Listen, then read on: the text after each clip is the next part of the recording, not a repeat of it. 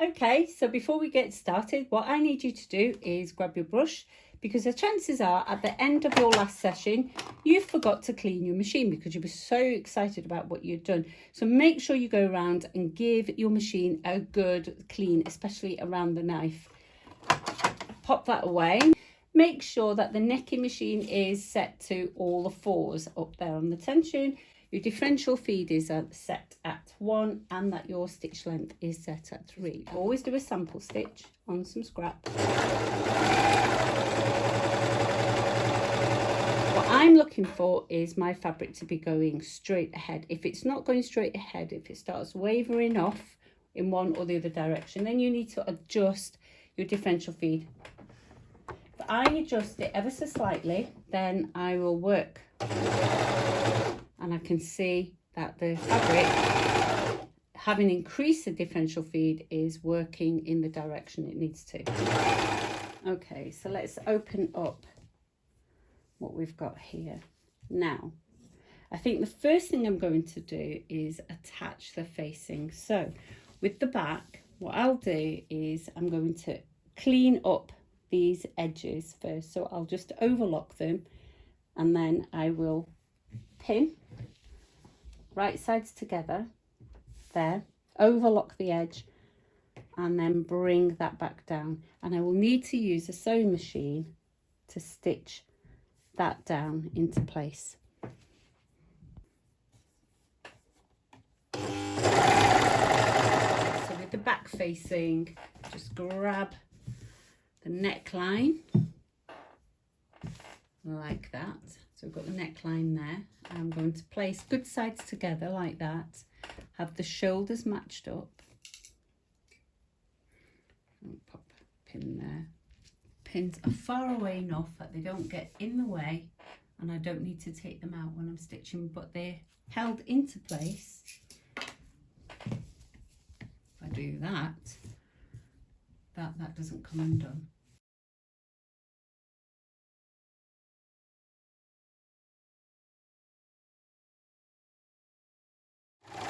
And this is why your differential feed really does play an important part here, because when you're doing a neckline and your differential feed is off, what you'll end up getting is a wavy neckline and the shoulders meet beautifully and flush. And then what I can do now is take this to a sewing machine and stitch all around the edges there.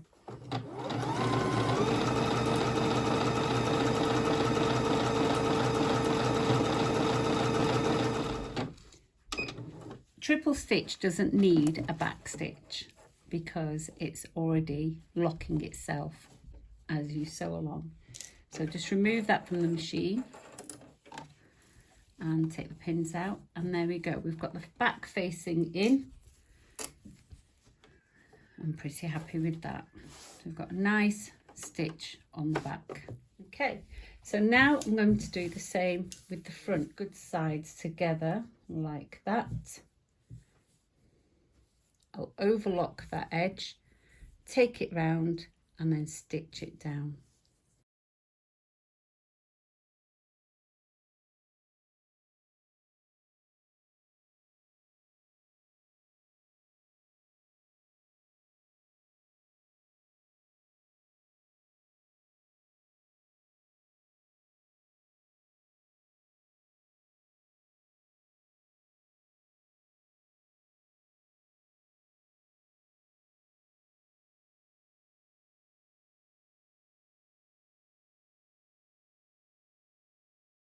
Now, because this is on the front, I'm going to use a decorative stitch and I'm going to go with 6. So that's the tricot stitch. I'll show you. And it's there. And what I'll do is I'll increase the stitch length, I think, to 3, but keep it as wide as it can go. And we'll stitch from there.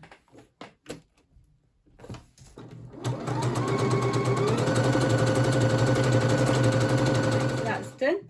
That doesn't look too bad, does it? And it's nice and flat and flush. So what we need to do is make it the right side in. I'm going to stitch these down and then I'll stitch the sleeve in.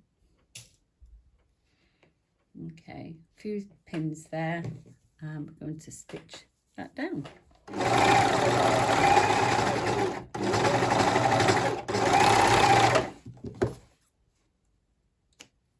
I'll leave this to the side and we're going to work on the sleeves. Again, right sides together. Make sure it sits like that.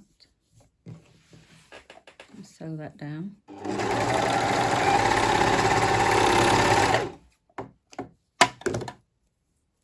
Edge finish that.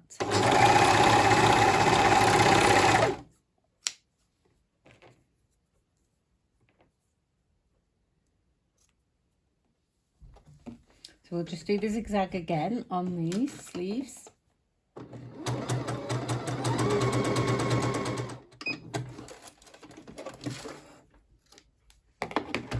And then when I look at the right side, you'll see the stitches look quite neat. Let's move over to the overlocker and we're just going to stitch down the side of the sleeve.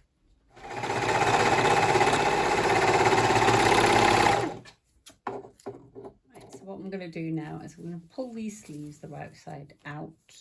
Okay, so there's the sleeve, right way round. So we've got the point at the shoulder, we've got the seam at the bottom, and what we're going to do is we're going to stitch it into the jacket body like that. We always work good side together, and what we're going to do is just flip this through like that, grab the sleeve like that, match the seam at the bottom to that end, that pointy bit at the bottom, pop a pin in, get that pointy bit of the sleeve at the top. There it is, point, and we'll get that to match.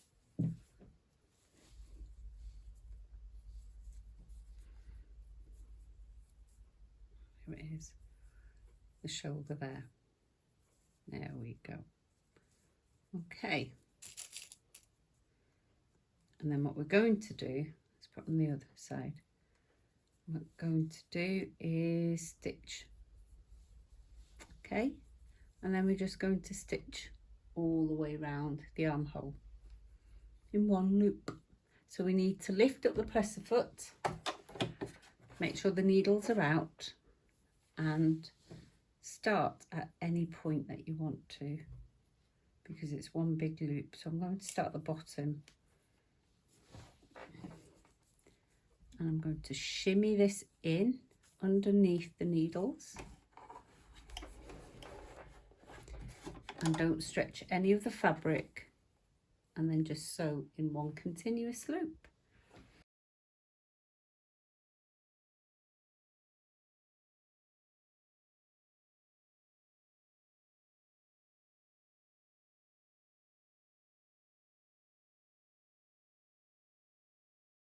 And we want to stitch over that first set. Just make sure it's nice and straight against the edge of the machine. And go over the first few stitches that we had, and make sure the needles are out, lift the press foot up, and then pull the fabric away as you chain. Okay, like that. And then you end up with it being neat instead of scooping off. And then it's all twisted. And what we've got is a sleeve, and you can see it's all nicely stitched, and if I pull, you shouldn't be able to see any stitches. We'll do the other sleeve as well, and all that's left now is just the hem at the bottom. So all I need to do is the same thing, but this time I didn't cut any facing out. I'm just going to zip all the way around. Now, in my original cardigan, I did have pockets. If you want to add pockets, you can do that. All you do is just do a patch pocket there.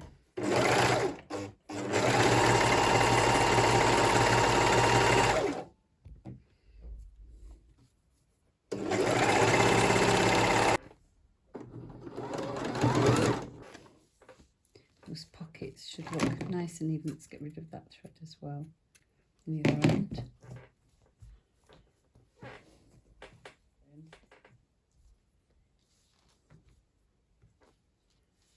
And just press that into place.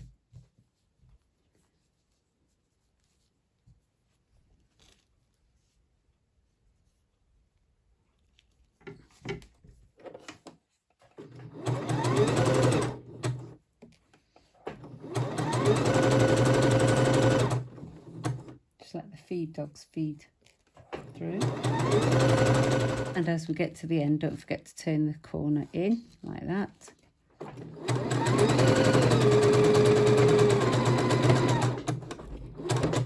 And then the machine doesn't lock stitch this stitch, so I'm just going to flip it round and just do a couple of stitches.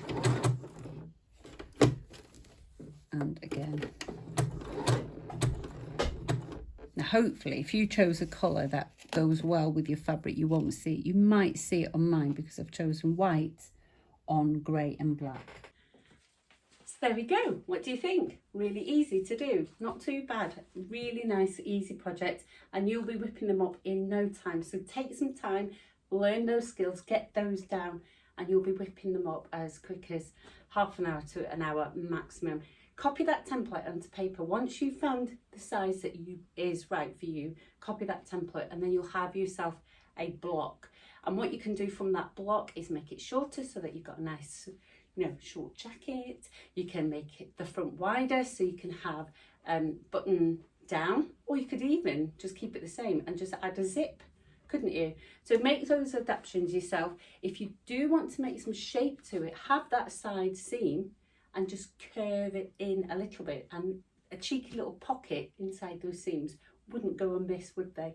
The other thing that I would have done had I thought about it for the more advanced sewers, I wanted to keep it as simple as possible for beginners.